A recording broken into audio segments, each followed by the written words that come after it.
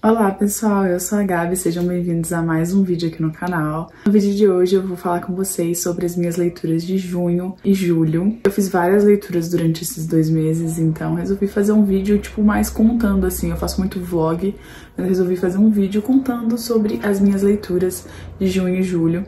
Eu quero começar a fazer esse tipo de vídeo todo mês, então se vocês gostam desse tipo de vídeo já deixa aqui nos comentários que vocês querem ver mais vídeos dessa forma. E como tem bastante livro, eu já vou começar para esse vídeo não ficar tão longo, então já estou aqui com o meu tablet, que eu vou usar como base aqui, porque, gente, não lembro tudo de cabeça. Não sei se vocês lembram tudo que vocês leram de cabeça, mas eu não lembro. Bom, o primeiro livro que a gente vai falar é Uma Farsa de Amor na Espanha, da Helena Armas. Eu sempre acho que é Helena de Armas por causa daquela atriz. Mas eu demorei muito pra ler esse livro, gente, porque assim, esse livro é famoso tem muito tempo. Famoso no TikTok, famoso no Twitter, famoso em tudo quanto é lugar.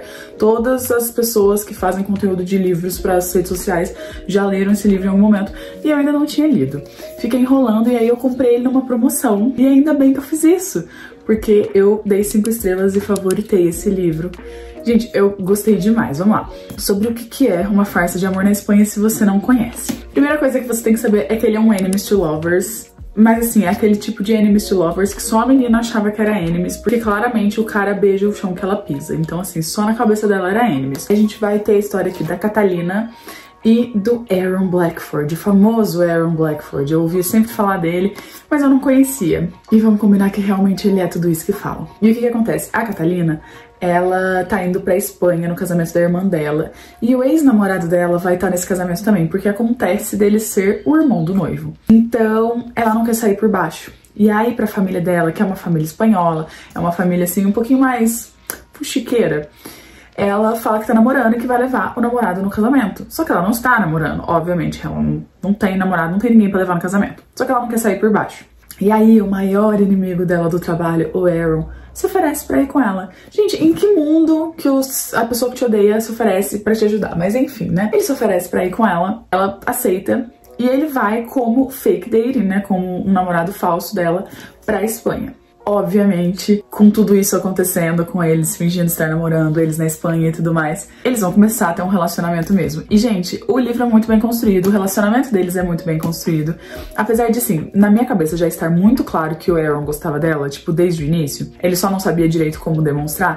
É gostoso de ver ele se aproximando, ver ela percebendo algumas coisas dele e sentindo um frio na barriga, sabe? Você meio que vai sentindo frio na barriga junto com a protagonista.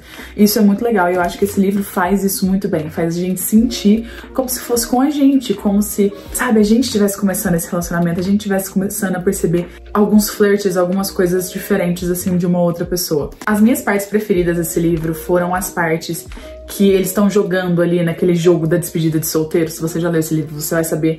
Porque, assim, quem me conhece sabe que eu adoro um Friends to Lovers. Então eu sou simplesmente apaixonada por livros que o casal não tá fazendo nada além de, tipo, se divertir junto e ser amigo junto, cara. Tipo, essas são as melhores partes pra mim. Geralmente são as minhas partes preferidas dos livros. São as partes que eu fico, tipo assim, realmente apaixonada pelo livro. Outra coisa que eu gostei bastante desse livro é que a família dela é uma família espanhola. E ela é uma família um pouco mais parecida com a nossa família brasileira aqui. Então eles são mais calorosos, eles são até um pouquinho too much, eles são até um pouquinho entrões e tudo mais. Mas é uma coisa que eu gostei de ver, assim, apesar de não ser 100% igual, não é realmente uma família brasileira, mas é um tipo de família que a gente tá mais acostumado aqui. Então é gostoso ver isso, é gostoso ver isso representado de alguma forma em um livro, é gostoso ver a relação dela com essa família, que é uma relação muito próxima que a gente tem com as nossas famílias aqui do Brasil também. Então assim, por ser um negócio mais latino, eu gostei bastante dessa parte de ver isso e ver também o Aaron, que não é um personagem latino, é um personagem americano, lidando com toda essa família. Então isso foi muito legal também, foi muito divertido. Meu único problema com esse livro, assim, mas não me fez tirar a estrela, não me fez rebaixar o livro de alguma forma, não me fez gostar menos, mas foram os hots. Ai, me incomodaram um pouquinho. Por quê? O primeiro hot é muito bom e tudo mais, mas eu sinto que depois eles estavam o tempo todo querendo frisar que, meu Deus, eles estavam transando. Ai, meu Deus, eles tinham acabado de transar. Ai, meu Deus, eles não conseguem ficar longe um do outro, tipo, fisicamente. E, tipo, tá bom, beleza, normal, começo de relacionamento, tá, beleza. Só que eu acho que quando o relacionamento fica sendo descrito dessa forma, parece que fica um negócio muito vazio, sabe? Parece que eles não têm um relacionamento, parece que eles só estão ali pra transar um com o outro. Então isso me incomodou um pouco, mas não foi uma coisa que fez eu abaixar as estrelas do livro. Eu dei 5 estrelas, eu favoritei, e eu gostei muito dessa leitura. Ele não é um livro tão pequeno, mas é um livro que flui muito bem, é gostoso de ler, você se diverte, você sente como se você estivesse lá participando dessa festa de família junto com a Catalina e com o Errol. Então eu gostei muito, ainda bem que eu li esse livro, ainda bem que eu finalmente li esse livro, e foi uma ótima leitura. O segundo livro já foi um pouquinho diferente, meu segundo livro foi Leitura de Verão, que foi o primeiro livro que eu li da Emily Henry. E, gente, a Emily Henry é uma autora que tá muito hypada e ela é muito comentada, só que a minha primeira leitura dela foi meio que uma decepção.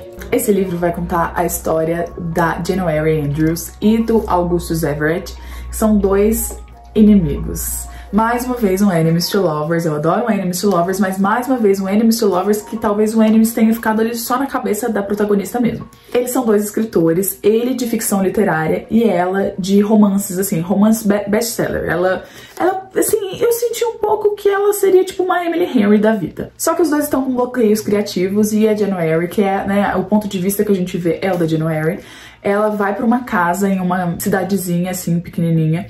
É uma casa que o pai dela deixou pra ela.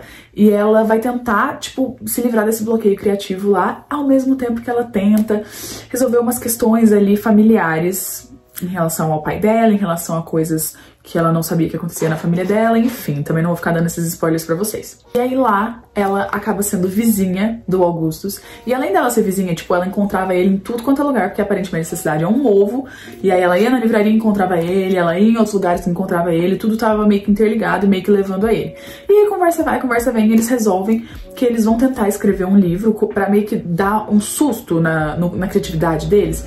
Eles vão tentar escrever um livro do gênero da outra pessoa, então ele vai tentar escrever um romance e ela vai tentar escrever uma ficção literária. Só que aí com isso eles têm que meio que, quando você vai escrever um livro, né, você tem que fazer pesquisas e tudo mais, e pra entender um pouco mais do gênero do outro, eles começam a ficar mais juntos e fazer pesquisas juntos e entender as coisas e como cada um escreve e tudo mais. E obviamente dessa amizade vai surgir o que é um romance. E aí, gente, assim, esse livro ele tinha tudo pra fazer eu gostar muito dele. Eu gosto muito de livros que se passam em cidadezinhas, assim, essa vibe de cidadezinha pequena, de todo mundo conhece todo mundo, já você anda a pé e chega na livraria, você anda a pé e chega no café, sei lá, eu gosto muito dessa vibe. Mas tem um problema muito grande nesse livro, e este problema tem nome e sobrenome, ele se chama Augustus Everett. Ele é extremamente infantil.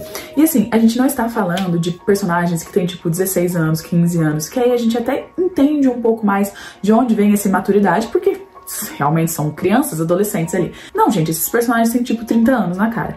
Não dá pra um personagem de 30 anos ter problema de comunicação. Não dá pra ser imaturo dessa forma. Do nível que, tipo assim, eles se beijam um dia e ele some por 3 dias, ela não sabe o que ele tá pensando, porque que ele sumiu, se ele odeia ela, e eles têm uma viagem marcada, ela vai mandar mensagem pra ele e falar assim: então, ainda tá de pé, e aí ele fica meio tipo assim, ah, se você quiser ir, pode ir, como se ele não fizesse questão dela. Ai, gente, não, isso é tipo, é joguinho, é coisa que adolescente faz, o cara tem 30 anos. E depois ele vem com uma desculpinha de tipo assim, que ele era meio traumatizado, e que ele achava que ninguém nunca ia amar ele, que ele sempre ia estragar os relacionamentos dele. E, gente, simplesmente foi uma desculpinha que não rolou pra mim, não rolou, não dá. Não dá, você é um homem maduro, você vai fazer uma terapia, se você tem trauma, sabe? Você vai fazer alguma coisa, mas não dá pra ficar com esse tipo de atitude, sabe, gente? Não. Ai, nossa, me irritou demais da conta. Toda vez que acontecia alguma coisa e ele sumia ou ele ficava indiferente em relação a ela, cara, eu revirava os olhos tão forte que era impressionante, juro por Deus. Então, assim, simplesmente não consegui gostar do livro por causa disso. Porque, assim, um dos protagonistas era insuportável quando se tratava de ser simplesmente maduro. Então, assim, enfim, dei 3 estrelas pro livro, porque assim, tirando isso, eu gostei bastante do livro, eu gostei bastante dessa história de eles trocarem os gêneros, eu achei que o jeito que eles lidaram com isso foi muito legal. Eu gostei muito da vibe do livro, eu gostei da January. O meu único problema foi o Augustus mesmo. E aí, o que aconteceu? Eu acabei ficando um pouco decepcionada com Emily Henry, mas eu resolvi dar mais uma chance pra um outro livro dela, que eu vou falar mais pra frente. Enfim, aí vamos ver o que rolou. Os próximos 2 livros que eu vou falar sobre eles meio que junto. Por quê? Porque é o segundo e o terceiro livro de uma trilogia, que é a trilogia de Jogos de Herança, Esse é o primeiro livro. Então, eu li essa trilogia, tipo, ano passado, eu acho, quer dizer, eu comecei a ler essa trilogia ano passado. E eu queria muitos livros físicos, porque eu gostei demais dessa trilogia. E aí eu só fui terminar de ler agora, quando eu comprei os livros físicos. Então, os dois livros são o segundo livro da trilogia, que é O Herdeiro Perdido, e o terceiro livro, que é A Aposta Final. Gente, então assim, eu vou falar deles juntos e eu vou falar, na verdade, um pouco sobre a história da trilogia, de como começa, pra não dar spoiler pra vocês. Porque senão, se eu for falar sobre o terceiro e o segundo livro, eu tenho certeza que vai dar spoiler pra vocês. Jogos de Herança vai contar a história da Avery Grimes, que é uma garota de 16 anos, e ela tá toda assim, ferrada na vida. Ela perdeu a mãe, a pessoa responsável por ela é a irmã mais velha dela, mas a irmã mais velha tem um namorado abusivo, e ela tá morando no carro pra meio que fugir desse cara. E aí um belo dia ela tá na escola, ela só quer se formar, ela só quer, tipo, começar a vida dela pra ver se ela consegue fazer a vida dela melhorar financeiramente e, assim, de perspectiva mesmo. E aí chega uma pessoa na escola dela e fala que simplesmente ela acabou de receber uma herança de um bilionário que morreu, um bilionário chamado Tobias Hawthorne, e ela recebeu toda a herança dele, deixou toda a herança pra ela. Só que pra receber essa herança, ela só pode receber depois dos 18 anos, então ela precisa morar, ela tem 16 anos, mas ela já vai fazer 17, ela precisa morar na casa Hawthorne, que é a casa onde mora toda a família desse bilionário, que não tá nada feliz que eles não foram incluídos na herança, né? Então tá todo mundo pé da vida. Então basicamente o que ela tem que fazer? Ela tem que sobreviver até os 18 anos, porque sim, tem gente tentando matar ela. Lá ela vai conhecer os 4 netos do Tobias Hawthorne, que são o Nash, o Xander, o Jameson e o Grayson. Só que com isso, ela descobre que, basicamente, a vida do Tobias Hawthorne, que era o bilionário que morreu, é uma charada atrás da outra. Ele gostava de fazer esse tipo de joguinho, ele fazia isso com os netos, e ela é nada mais, nada menos que a maior e a última charada desse bilionário. Então ela começa a tentar entender o porquê que ela foi escolhida, porque ela não conhece esse cara, mas ela vai tentar entender por que ela foi escolhida, por que as outras pessoas, né, da família foram tiradas do testamento. Essa família tem 1 bilhão de segredos, porque, gente, né, bilionários. Então, assim, ela vai entrar nessa rede de segredos, nessa rede de charadas pra tentar entender o porquê que ela tá ali, tentar entender qual que é o propósito dela ali. Gente, esse livro, ele é simplesmente sensacional. E eu estou falando do primeiro livro, Jogos de Herança. Só que ele termina com cliffhanger, então, assim, eu tava morrendo de curiosidade de ler os próximos livros. E os próximos livros não decepcionaram. Tanto O Herdeiro Perdido quanto A Aposta Final não decepcionaram. Eu dei 5 estrelas pra cada um. E eles são sensacionais, gente. Tipo assim, essa trilogia é muito boa. Apesar de eu não ter favoritado os livros em si, eu favoritei a trilogia. É uma trilogia favoritada, com certeza, porque são muito bons. Você não consegue parar de ler. A escrita é super fluida. Os livros, apesar de eles serem teoricamente grossinhos, assim, eles são super rápidos de ler. Eu li em questão de, tipo, 3 dias, eu conseguia ler o livro inteiro. E, assim, uma coisa que me fez tirar meia estrela do primeiro livro, porque na minha primeira leitura, eu dei 4,5 estrelas, eu não dei 5 estrelas pro primeiro livro. E o porquê de eu ter feito isso foi porque, lá pelas tantas, começa a acontecer um romance ali entre a Avery e um dos meninos, um dos 4 meninos. E, assim, eu não poderia me importar menos com esse romance. Eu, tipo, realmente não ligava, não queria que tivesse isso. Só que isso mudou completamente nesses livros. Por quê? Porque eu comecei a me apegar tanto a Avery quanto aos 4 meninos. Eu acho que a gente conhece um pouco mais sobre eles. E eu comecei a me apegar a eles. E lá pelas tantas, a Avery se vê em um triângulo amoroso. E assim, eu sentia a dor dela, porque assim, eu não saberia quem escolher. Eu tava tão apegada aos personagens, eu tava tão apegada aos meninos, que, cara, era difícil pra mim escolher um ou outro, sabe? Tipo assim, e eles são tão diferentes entre si, os 4 têm personalidades tão diferentes que, ai, enfim, gente, eu só gostei muito desse livro, muito mesmo.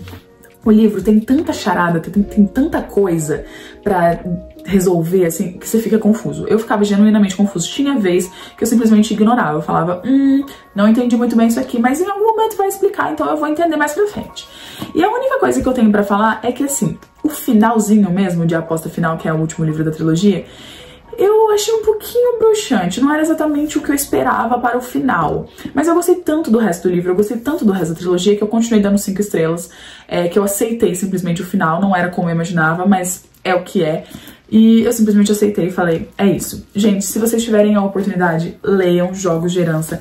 Essa trilogia é muito boa, é muito rápida de ler. E sério, eu tenho certeza que vocês não vão se arrepender. Essa leitura é muito gostosa e eu indico super. Agora a gente vai para as leituras que eu comecei a ler em julho. E assim, esses 2 meses, eles foram ótimos de leitura, porque a gente vai falar de mais uma leitura 5 estrelas, que é Fúria Vermelha. Na verdade, isso aqui foi uma releitura pra mim, porque eu li esse livro em 2019, se não me engano. Eu amei o livro, eu amei a história e eu queria muito continuar lendo os livros. Porém, eu queria muito continuar lendo no livro físico, e aí eu coloquei na minha wishlist da Amazon, e esses livros estavam sempre muito, muito caros. E aí eu não comprei. Nunca comprava e tal. Só que aí chegou esse ano, no meu aniversário, a minha wishlist da Amazon tava lá, esses livros estavam lá, e o meu melhor amigo me deu a trilogia. Então eu tô com os 3 livros agora físicos. Muito obrigada, Lucas.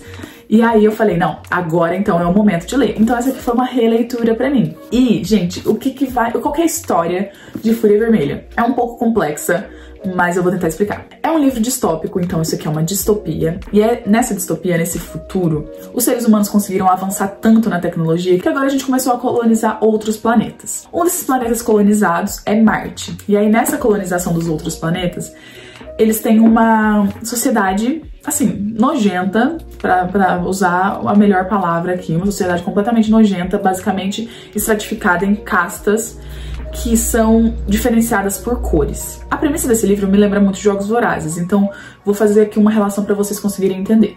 Então nessa sociedade tem o mais alto nível da sociedade, que são os dourados, que é como se fosse a galera da capital de Jogos Vorazes, e o mais baixo nível da sociedade, que são os vermelhos, que é como se fosse o Distrito 12. São os trabalhadores, só que eles são basicamente escravos. Os vermelhos são os trabalhadores, né, que fazem os trabalhos manuais, que fazem os trabalhos perigosos, os trabalhos que ninguém quer fazer, são super mal remunerados, eles não têm o que comer direito, assim, enfim. E toda a sociedade, assim, nesse livro não é muito explicado, mas no segundo livro explica bastante. Toda a sociedade, ela é dividida por cores. Então, tipo, tem os azuis que são responsáveis por, sei lá, a parte das leis, por exemplo. Tem os verdes que são responsáveis por tal coisa. Os rosas que são responsáveis pela, basicamente, beleza. Então são garotos de programa, garotas de programa e tudo mais. Então, assim, é tudo estratificado. E aí, o nosso personagem principal é o Daryl. Ele mora em Marte e ele é um vermelho. E ele é um vermelho completamente conformado com a sociedade que ele tá, porque ele acha que o trabalho que ele desempenha ali é totalmente necessário para a colonização de Marte, porque é isso que falam pra ele.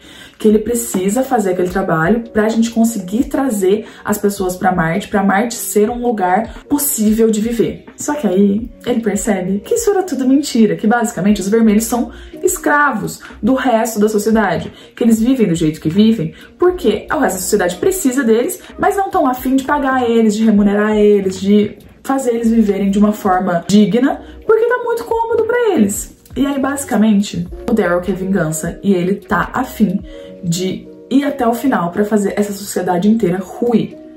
Gente, esse livro, eu não posso falar muito mais sobre o livro com vocês, senão eu vou dar muitos spoilers. Só que esse livro tem plot twist atrás de plot twist. É impressionante, juro. A primeira metade desse livro, gente, tipo assim, você mal consegue respirar, porque é um tanto de coisa acontecendo. E ele é muito legal. Até aqui na capa fala uma história de vingança e conquista de poder comparada a Jogos Vorazes e Guerra dos Tronos. Guerra dos Tronos eu não sei se eu compararia tanto, mas ele é bem comparado a Jogos Vorazes, até porque em certo momento, assim, eles vão meio que pra... como se fosse uma arena ali, e eles precisam sobreviver, e tem essa disputa ali que rola como se fosse Jogos Vorazes. Mas, enfim, é diferente. E, gente, esse livro é muito bom. Olha o tanto de anotação que tem. E só não tem no final, porque acabaram as minhas flags vermelhas. É uma distopia foda, assim. É uma distopia que eu indico muito pra vocês. Eu confesso que o meu único problema com esse livro é que, tipo assim, como ele é uma distopia de um futuro com uma tecnologia muito distante da nossa, que, tipo assim, ele vai pra outros planetas e tudo mais, tem muita coisa que eu não conseguia entender direito, que é difícil da gente visualizar, porque não é um negócio muito próximo da nossa realidade, sabe? Então, às vezes eu ficava meio confusa até entender o que tá acontecendo de verdade. Mas eu indico super Fúria Vermelha. O mundo é muito bem construído, a distopia é foda, os personagens são muito legais e toda a história é, tipo assim, surreal. E esse cara, o Pierce Brown, que é o autor desse livro, sabe fazer plot twist. Não, simplesmente sensacional. Eu dei 5 estrelas pra esse livro. O próximo livro que eu li, eu não tenho ele físico, eu li ele em e-book. E eu confesso que eu li esse livro só porque eu queria ler um livro antes de começar. Eu tinha terminado de acabar Fúria Vermelha, eu queria ler um livro antes de começar a Maratona Literária de Inverno. E aí eu escolhi A Troca pra ler, da Beth O'Leary, que é um livro que eu queria há muito tempo ler, mas que eu nunca tinha comprado, nunca tinha pegado realmente pra ler e resolvi ler. Qual é a história desse livro? Basicamente a Lina, que é uma mulher de 29 anos que mora em Londres, tem um emprego e tudo mais. Ela acabou de perder a irmã e ela não tá sabendo lidar direito com isso. Ela tá tendo uns episódios de crise de estresse, crise de pânico no trabalho. E aí o trabalho dela faz ela tirar uma folga, eu não lembro exatamente de quanto tempo é a folga dela, eu acho que são 3 meses, mas faz ela tirar uma folga. E ela vai pra cidadezinha onde a mãe e a irmã dela morava e a avó dela mora. Chegando lá, a gente vai encontrar a avó dela, que é a Eileen. Na verdade, as duas chamam Eileen, mas a Lina tem esse apelido de Lina, até pra ficar diferente, é melhor. Chegando lá, a gente conhece a Eileen, que é a avó dela, de 79 anos. E conversa vai, conversa vem, elas resolvem trocar de vida. Então, a Eileen vai pra Londres viver a vida da Lina, basicamente. Só não vai trabalhar, mas ela vai morar com o pessoal que a Lina mora. Elas vão trocar de celular, tudo. E a Lina vai ficar na casinha de interior da avó dela, fazendo tudo que a avó dela faz, trocando de celular, tudo certinho. E elas resolvem fazer essa troca. E assim, gente, esse livro, eu dei 3 estrelas pra ele.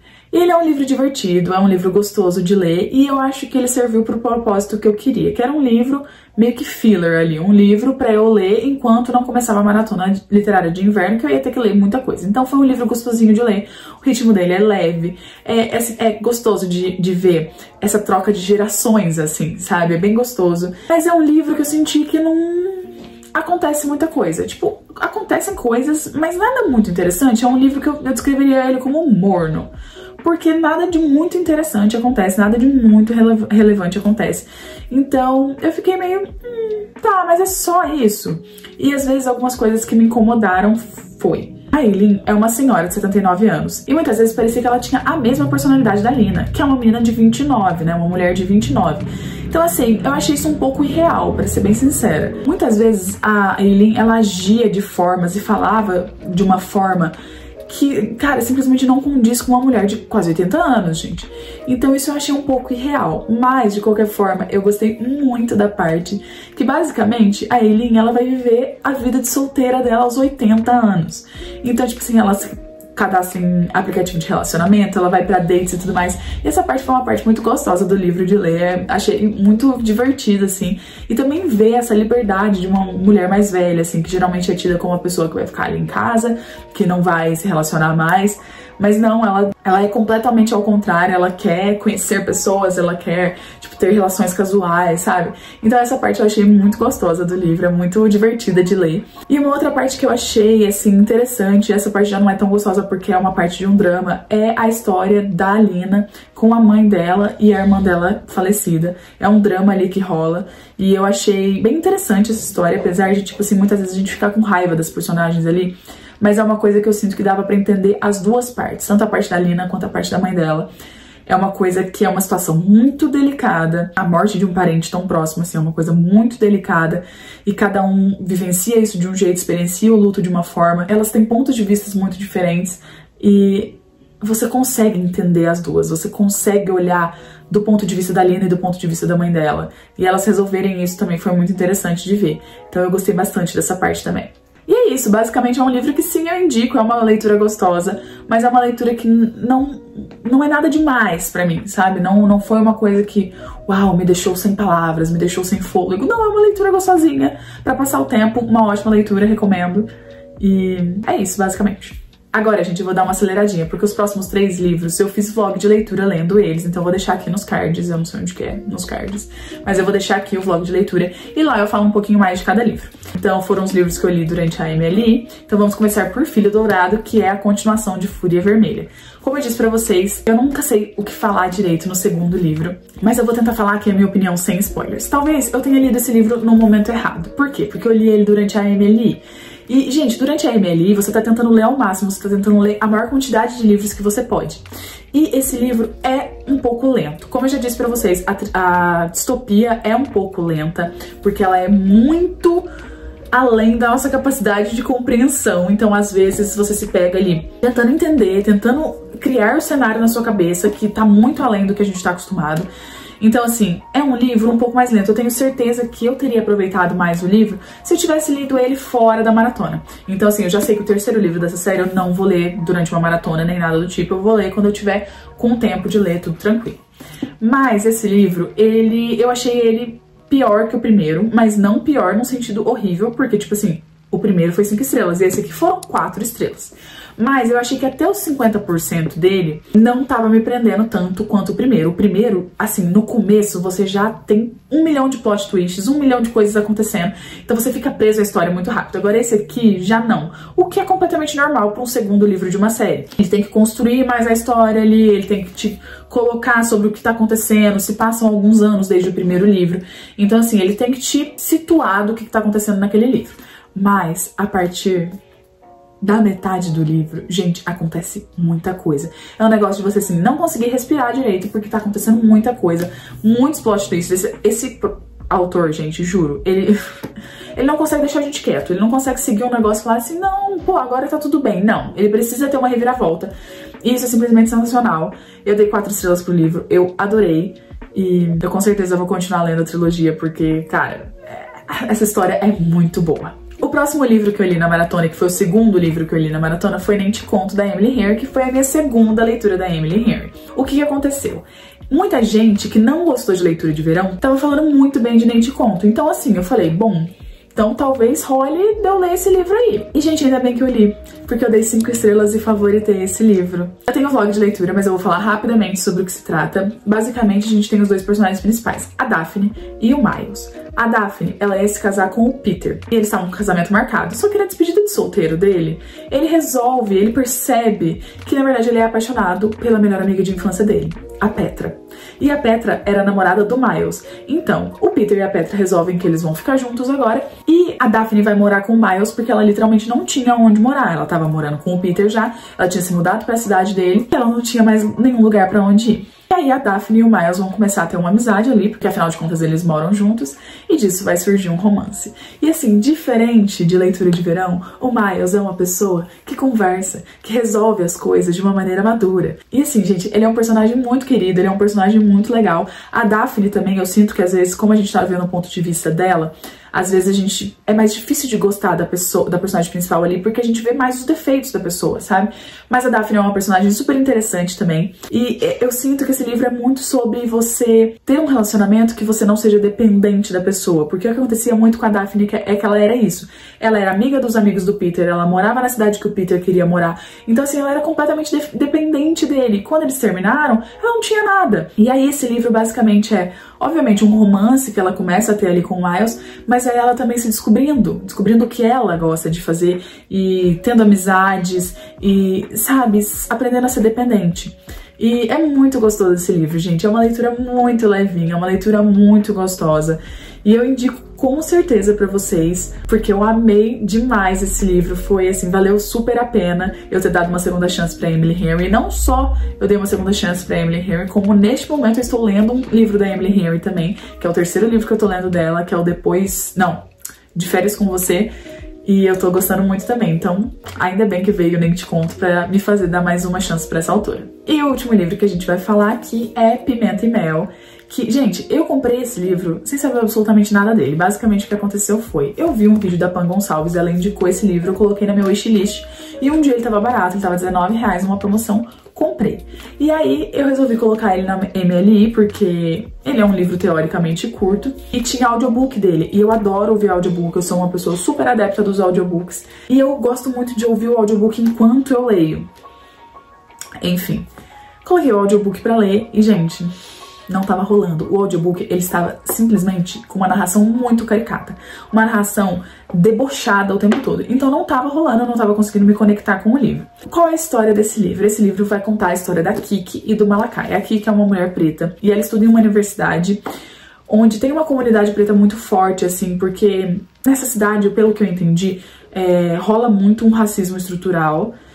E eles meio que se fecham nessa comunidade também pra se protegerem. E aí aqui que ela tem um programa de rádio que chama Açúcar Mascavo, onde ela dá dicas pra mulheres, dicas de relacionamento, de empoderamento e tudo mais.